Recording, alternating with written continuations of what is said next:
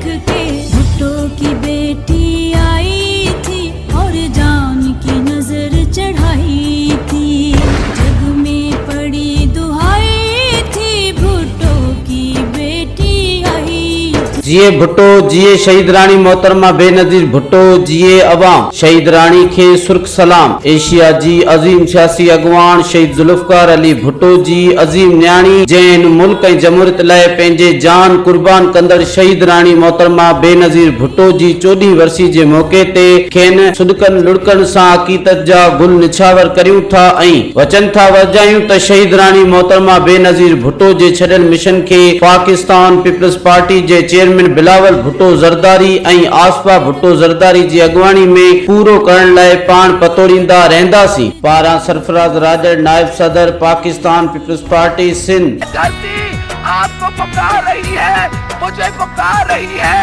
और इसलिए मैं इस तारीखी लियाकत बाग में आई हूँ।